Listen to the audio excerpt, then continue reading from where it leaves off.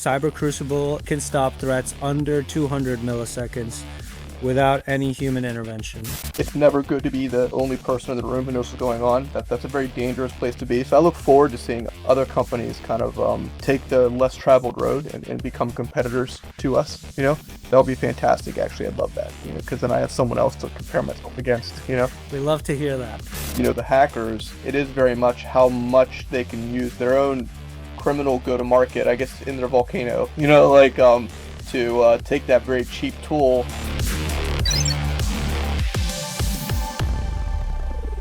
Welcome to Amplify AI Partners, where we spot the innovators transforming business through artificial intelligence. I'm your host, Hamza Malik, and today we're diving deep into the intersection of AI and cybersecurity with a real industry pioneer.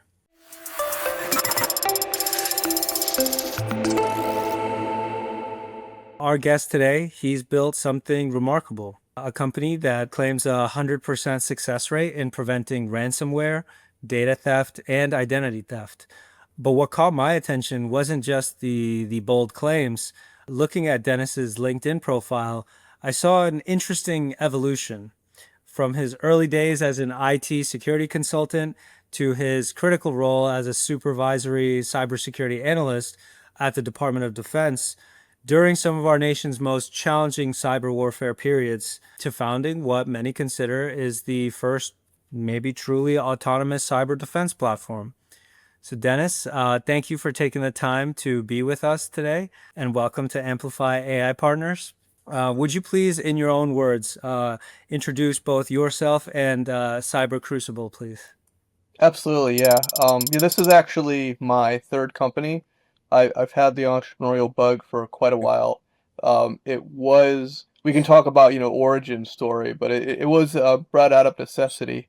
And, at a time where there was an economic downturn, that's evolved and continued as I've evolved, right? There wasn't any gray hair when that journey started. There's a lot more now, unfortunately, right? So that's evolved into the company it is today. And I've always felt that time should be spent, finding a solution in the market that's not being served. I know that's a quick little bumper sticker, right? But in cybersecurity, I always joke this is my last cyber company. But in cybersecurity, that turned out to be most recently having a highly automated setup in a highly automated product. And so that's what I chased, and I realized it couldn't be a services play. That this had to be my first truly product company, and which is a much different go-to-market than services, which I'm sure you can talk all about, right? But it's been a great journey so far, and I look forward to seeing more customers succeed with us. Awesome. So you mentioned, right, this is your third venture. How has your understanding of what enterprises actually need evolved from those early days to today, and how Cyber Crucible, helps? Absolutely. So, when I first started, and a little bit was what I defined what I was good at, and they sometimes I think with GTM, maybe you could talk more about it, but maybe GTM, you're like, okay, what is the company's identity? Like, what is the goal? If you could sum it up in like 5 words, like, what are you trying to do? Or at least what you think you're trying to do for now until the customers tell you otherwise, right? And in the beginning, it was more IT services. And I always struggled to, we'll say, struggled to memorize the correct way that the company told me I had to do something, because of page 57 on some manual. And I was like, well, I found 4 other ways to do it too, and I like this one better because it saves me 5 minutes, and that always kind of, especially as a contractor, that sometimes drove the customer, their middle management kind of a little bit nuts, right? Because I'm like doing not following the rules, but getting to the same answer quicker, right? My second company, after I moved down to Charlotte, I encountered a cybersecurity incident and was good at finding the hacker and figuring out what they were doing and kicking them out. And there was no rule book for that, right? So I kind of had like my escape hatch, right? Of course, there's always jokes about like submarine escape hatches, right? But in this case, it worked out well, right? I was like, okay, you know what? Let me lean into this security thing because in this weird security world, there is no playbook, and the hackers are trying to find out missing pages in the manual, basically, right? And that aligned for my passions, and in a way that made the customers happy because they had someone who was able to, read between the lines basically and find out where the hackers are. And so that, those were my first two companies, and it was much of an alignment of my skills and passions as finding a way to amplify that in a way, people will pay you for it, right? And so security, of course, is something that people will pay you for, right? To find hackers and kick them out. And that kind of, led me all the way through the next, I don't know, 10 years over at, National Security Agency and other places like that. Just doing operations work, doing, defense and doing, stuff for Cyber Command and whatever. And, I got a lot of insight, but because I was always inventing something new, it wasn't like I came out and I'm like, oh, they taught me how to think. Well, not as much, but, they did give me an opportunity to have a whole bunch of new ideas and get good at putting pen to paper, good to building something for, the first few customers, and good for recognizing where the next emerging market is, right? And Cyber Crucible represented that whenever I saw the ransomware, some people call it epidemic, but the ransomware result of a changing of tactics of the hackers. And I realized that the current cybersecurity vendor model of this collect, and try to beat the hackers and chase them down, that doesn't really work anymore when the hackers are all automated and they are, they're hitting ransomware as their last step, and you can't really go back from that, and so it really became a race where you had to be proactive and preventative, and I saw an opportunity, and that's what I chased. Well, I really respect that, and it definitely resonates with me because, as you mentioned, right, there's a science to things, but there's also an art. And yeah, if you can find a way to do something 5, 10 minutes quicker, who cares? And I think that's the Yeah, yeah, yeah. well, that's the beauty of, at least doing your own thing is you are the manual of, your own rules of engagement. So let's talk about, identity theft and ransomware. I've heard just kind of legends and whispers that on the quote unquote dark web, ransomware or hacking kits, if you will, start out like $50 and can go up to like 500, maybe 700 for something more sophisticated. So for business leaders listening, let's kind of paint the picture. How has the attack landscape fundamentally shifted? Let's say in the last 18 to 24 months. That's a great perspective on the economics of getting one of these kits that does some kind of hacking. They can go up into millions of dollars for some very specialized things, but they can also, be very cheap. You can even buy them, with the asterisk. You can find them online leaked, so you can get them without actually having to pay for anything. And what's interesting to me is that, especially now that you say that, it made me really think how the art of the cyber criminal kind of success story, I guess you could call it, right? Because they have their own revenue model, really is much less on, oh, I have this very fancy hacking tool that I paid so much money for, and now I can get three victims and move on, right? It's really changed to a scaling, strategy. So really, it's less that. I mean, I'm sure it's very familiar territory for, everyone has an idea and part of a product or something, right? And just having the idea of the product doesn't actually like get you a big exit or a big a good stock value or loss of sales or anything. It takes a lot of execution on that. Yeah, they spent 25, $50 on a hacking kit. The value really is shifting towards the automation around gaining access to victims, which are like leads, executing the sales strategy in terms of, I guess you could call that the, hacking people, based on those leads you're getting from someone. Maybe you're paying, a Bitcoin per 100,000 leads, I don't know, or 10,000 SharePoint servers, I guess nowadays, but, and then it's what you do with that access, right? And are you able to execute the sale, which really would be like, data theft, identity theft, and ransomware. And the more you can automate that, the more you can execute on a whole bunch of operations, the more money you can make. I do see some of the same behaviors that we see in business where, someone's waiting, like the classic salesperson problem where they're not going to do little $10,000 sales. They're waiting for that big $10 million sale and then just retire. And that $10 million sale sometimes never comes, right? And so in terms of, the hackers, it is very much how much they can use their own criminal go to market, I guess, in their volcano, like to take that very cheap tool and make it super effective, right, for gaining access to clients.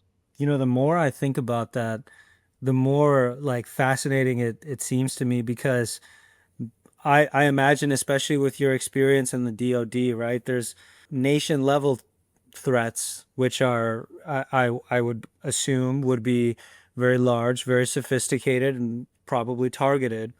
And then there's the SMB kind of segment, if you will, which could be anybody from, some kid in some country, some teenager, or could even be a disgruntled, formerly laid off big tech employee who said, you know what, I'm taking, everything in here and I'm going to use it, right? Yeah, I think that's really interesting. Because the bandits, even back to the old West days, right? The bandits are always trying to be one step ahead of the law. And, at least as it relates to cybersecurity, I think it's really important to have more of a preventative kind of mindset rather than a reactionary one. It feels like it would be too late if it's reactionary. Yeah, there's a term called it's called mean time to response. In many cases, it's built around this concept of a manual hacker. We always envision, at least the media tells us to envision this what late 20s male, kind of has a hoodie on and is sitting there alone in grandma's basement or something, doing the hacking. It's become a cliche.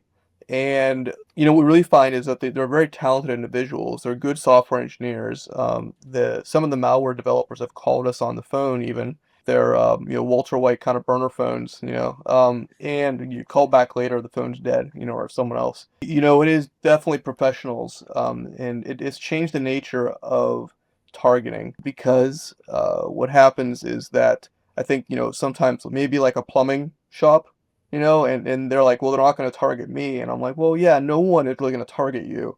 I think instead it's going to be some call script basically only for the cyber criminals that this machine's going to target you, possibly using AI to add a bunch of realism and dynamic kind of communication to you. But it's not a person who's targeting you and your riches with your plumbing supplies. It's just a machine, and you're one of 50 people maybe this hour that it's going after, to see if you can, automate an attack sequence without really even involving a person, except maybe a keyboard punch. So that's interesting. And that kind of brings me to my second question here. So I saw, Cyber Crucible is, we can stop threats under 200 milliseconds without any human intervention. And that seems, particularly useful when you're talking about these kind of attacks at scale. So I want to ask, what makes your approach to autonomous defense actually autonomous versus maybe what competitors are simply calling AI? Oh, that's a great question. So I think it's the nature of how AI is being approached as a tool.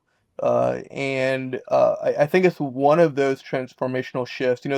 I always argue like the AI's own marketing is like its worst enemy, like its own worst enemy, because like it's promising things that aren't achievable yet. And if they would just be real, I think that those are already very cool things and very, fantastic capabilities, and if they would just describe those instead of overselling it, they'd actually probably gain more sales, than promising the world. And what I see with the security tools, a lot of them, what I see is that they're using AI, but they're using it to reinforce the previously created, the manual efforts. I always use the analogy of in Willy Wonka and the Chocolate Factory, if you remember that show, and like I think it's Veruca Saltz, and she's like her daddy's factory, and they're just like ripping open boxes. And I feel like a lot of people might lack imagination of how to apply technology, and they'd say we need to make them open boxes faster. Let's give them like little arm handle things to make their arms move faster, or let's give them caffeine to make them stay awake longer, to open up more boxes, instead of saying why don't we just like x-ray all the boxes as they come in. Like that's a much more scalable solution. Looking for that golden ticket. And So I see where a lot of the vendors are strapping AI onto existing legacy security architectures. It's going to make their manual process faster, but it's not that transformative approach that they can come up with. With Cyber Crucible, we did have to battle a lot of that very quietly and privately. We were doing a lot of R&D. Of course, I was the oldest engineer, so I had to do the most unlearning. Quite honestly, I spent the most time opening boxes. And we come up with a solution that kind of came out of left field using a different type of AI called genetic AI, and reinforced learning to come up with our solution. But it did take a lot of zigging where everyone else is zagging, quite honestly. I think that's what it takes is sometimes you gotta zig when everyone else is hacking. Um, Yeah. okay, kind of shifting gears a little bit in terms of zigging and zagging, right? If we think from a go-to-market perspective, it seems like you're serving everyone from one-person companies to, Fortune 500, Fortune 100 enterprises, which seems pretty broad. So, how do you position yourself differently to a CISO at a Fortune 500 versus a small business owner? Maybe not a plumbing company, but let's call it a small business owner. Yeah, the questions and the complexity of what they're asking really changes. There's a couple of cybersecurity companies that don't really have that I know of at least that don't have much intellectual property. It's mostly services, but kind of wrapped as if it's like a Wizard of Oz kind of product, right? That's okay as long as it's a small business because that you're servicing, because they're not going to have the complexity or the resources to do due diligence on you to see, okay, is this really three raccoons in a trench coat, or is there really something going on here, right? And the larger companies, they'll be looking for where's the tricks, right? For the small business, really, it's about providing trust and realism. That hey, we are not a snake oil. This is real. This is going to save you money, and we kind of walk them through the pain-free exercise. I'll tell you that their hardships in small business, especially align very nicely with emotionally with a lot of their risk management for things like fire suppression. That means different things for larger people where the server room might have its own fire suppression system and all kind of stuff. But for them, they're kind of like, well, yeah, the guy comes by like every 6 months and checks my, extinguishers and sprinklers or a year or whatever however that works. I'm not in that industry. And it's an unemotional event for them, right? They're like, look, I got a restaurant to run. I don't have time for this, or a factory or whatever else, right? So Cyber Crucible really focuses on that value proposition to those small to medium businesses that just don't have the time and resources to have 60 people turning knobs, opening boxes of candy bars, whatever they have going on. They don't have any of that, right? So they're just trying to get through the day, right? And keep their business running. Larger enterprises, there's definitely a lot of discussion about, differentiation, budgets, scaling. They want to know about the intellectual property moat, and they have a lot more questions, and that's all great. And their focus seems to be much more on having a measured approach to a new risk management tool, versus just make this problem go away from me, please. That does happen, but it's not as rare, right? I mean, sorry, it's more rare in larger businesses to have that kind of knee-jerk response, but much more the blue collar Main Street kind of businesses are very much just like, look, I have too many things to worry about already. I don't need cybersecurity to be another thing. And do you think that helps Cyber Crucible kind of differentiate itself and stand out amongst, all of the different kind of cybersecurity vendors out there? It definitely does stand out, and of course, whenever you stand out, you have to shape the market, right, to accept what you have. It's like what is it? Henry Ford, I think he said, if I would have asked people what they wanted, they would have asked for a faster horse or something like that. Yeah. So there had to be a customer education exercise that happened, and then convince them this is real, and have the different stages of adoption. We do have late adopters we talk to, and they're just not going to buy, and they'll be my best friend whenever we're at X revenue valuation. But right now the timing isn't right, and we see that happen in stages, where what we say and do resonates with different people based on their risk profile of us as a vendor, actually, in addition to everything else they're dealing with. And so for smaller companies, medium companies, they're kind of like this, this sounds great.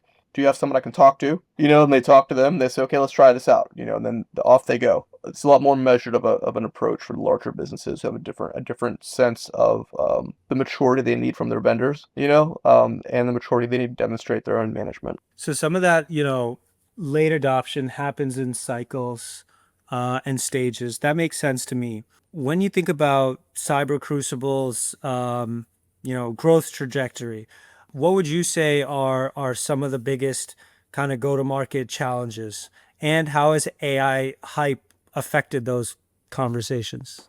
That's a great question. So, when we first were getting going with this product, AI wasn't the cool kid on the block yet, quite honestly. It was, especially, well, I can't say especially in cybersecurity, but that just shows how neck deep I am in that industry, right? Some of like the investment kind of places were kind of like, well, you should make a staffing firm. I always imagine, now that OpenAI is much more of a household name, I always imagine ChatGPT, Sam Altman going to investors, and then they say, why would you do that when you can hire 100 Indians for, $3 an hour and just do the transcription for you, right? Which I know there's companies that do that, right? And it's a known strategy for that, Yeah. linguistic problem, right? I'm just imagining him getting chased out of the room by some people, we were like, we're going to automate this. And, so we did have to zag when the industry was, zigging or vice versa, right? And that's worked out well for us. But it did take a unique and some novel approaches, more of a, had to be a more bootstrapped experience getting to revenue milestones. We had to be able to demonstrate value right away to customers if we wanted them to buy the product. And we also had to make sure that we were, kind of looking over our shoulder the whole time, right? Making sure that we could develop just what's needed for the delivery for what the client needs. We didn't have any additional resources for any kind of like deep tech R&D or other capabilities or features that just weren't what was needed to get that PO in place while positioning us for the future, right? So it had to be an extremely disciplined approach, especially because, along the way you always make mistakes. Like there's not a situation where, despite what the PRs want to, prop up CEOs, there's just not a situation where every time you say a word, it's a home run, like everything you try, right? So it was a lot of being very disciplined and being very frugal in our expenses and in our what we want to spend resources of time and energy on uh, to make sure that we are good to go. It's like that quote from Dune. I don't know if you've seen Dune Part 2, where he goes, there's a narrow path. And that narrow path is really demonstrating, both the time to value, but also managing the cost to serve. And I think that's very applicable to, almost any business, certainly any kind of services oriented or even product oriented, especially. Yeah, so I applaud you for balancing that tightrope, because it's a lot easier to talk about it than it is to actually execute on it, right? Now let's look into the kind of, speaking of Dune, let's kind of look into the future a little bit. So where do you see the cybersecurity market heading in the next, let's just say, 18 months? And how is Cyber Crucible, positioning for those changes? Yeah, that's a great question. So, in the last, we'll say 60 to 90 days, I've been doing a lot of, assessment and thought about, okay, where are we looking at in the next 3 to 5 years in terms of the cybersecurity market? I think AI, if there's an X and a Y, in terms of mapping out the future, AI really has introduced like a Z variable, kind of like it's become very three-dimensional, and it's shaped how everything responds in its wake. I see where the automation, some of it AI driven by like ChatGPT, some of it other kinds of automation, has really been aggressively pursued and implemented by the hacking community over the last few years. And that has rendered the incumbent markets in many ways to be pretty darn ineffective, quite honestly. Just as an example, we had the SharePoint exploit, right? Which it happens, and then people were like, "Oh, the company was taken down for it," and I was like, "Well, great. We're all lucky to blame SharePoint, and we love ganging up on Microsoft, but there were a multitude of controls that failed on the network side and on the server to allow everything to crumble. right? And we can't just blame one thing, and we're gonna see more and more of this, I think. We've already kind of been seeing it. And so I think, just it's not a cyber thing, but I think the incumbents are going to do more fighting. I'm assuming, some will take the high road, some will take the low road, some will do both, to basically try to maintain as much legacy control over the market as possible, even if, the users are suffering, the customers are suffering.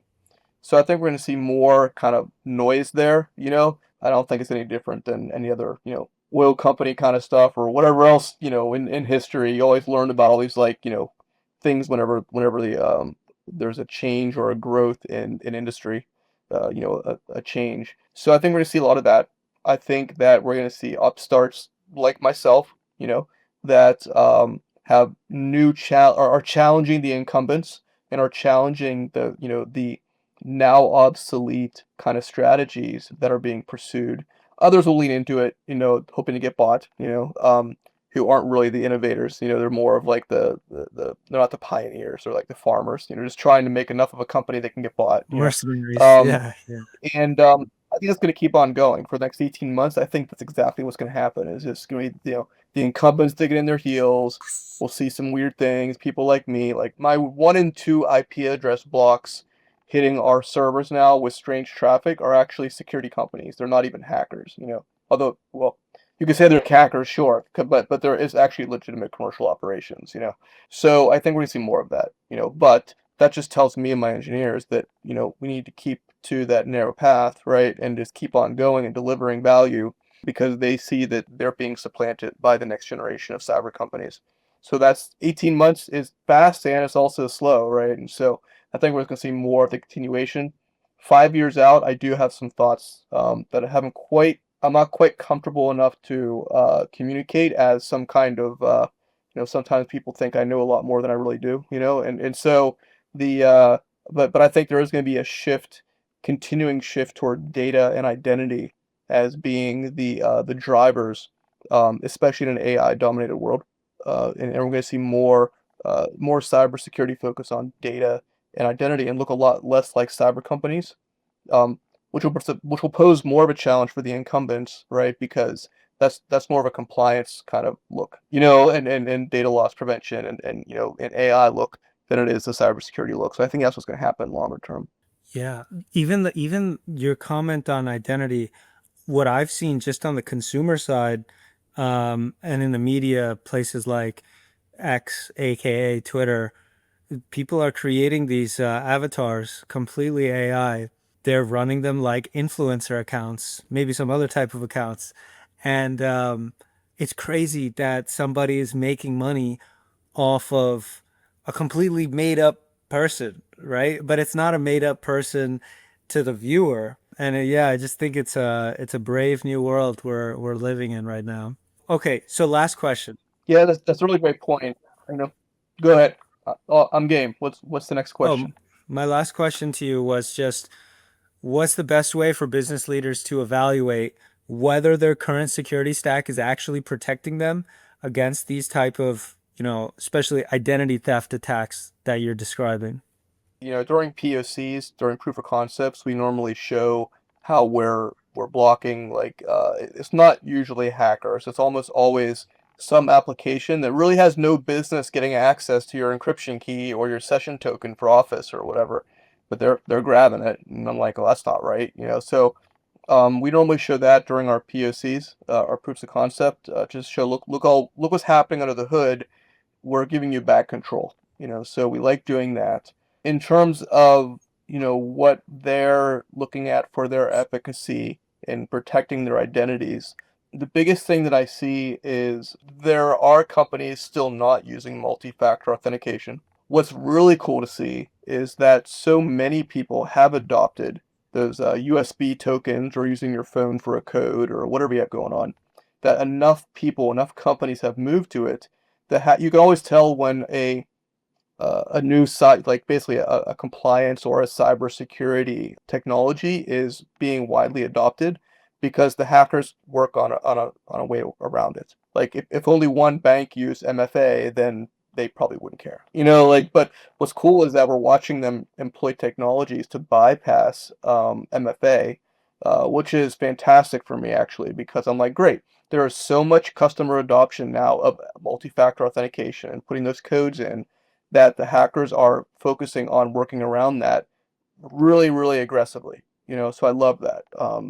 So if they're not using MFA, then you should probably get on board because even there's workarounds, it does provide some extra effort on the hacker's part. The scale of identity theft that we are preventing, upon which no other security tools are really present, I always say showing up for the fight.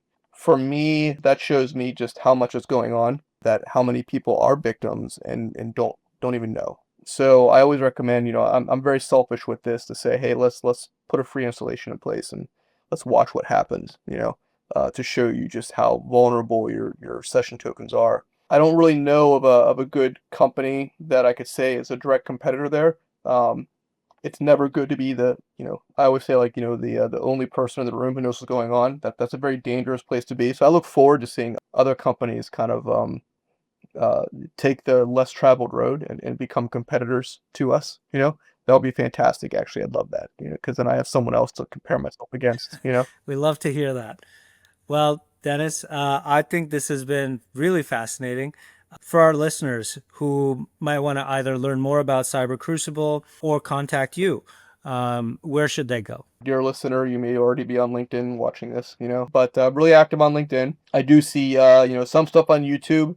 I feel like Cyber Crucible should be named most likely to have a malicious DMCA takedown, on our videos. But seems like Google doesn't really check to see who it's coming from before they knock us off YouTube. Love watching people learn something and find out more information, and hopefully my LinkedIn posts, which can be a little bit edgy sometimes, or my more corporate education, whether it's on the LinkedIn company page or on these YouTube videos, can add value. Awesome. Well, I think the shift that Dennis was describing, from reactive to truly proactive and autonomous, it's not just a technical evolution. I think it's a business imperative. And I don't think it applies just to cybersecurity, right? I think earlier in our conversation, it's the companies and the individuals who figure out going from reactive to proactive and autonomous. Those are going to be the people or companies that I think are going to have the competitive advantage. Anyways, thank you, Dennis, for being on the show. Until next time, keep amplifying the possibilities of AI in your business. Thank you.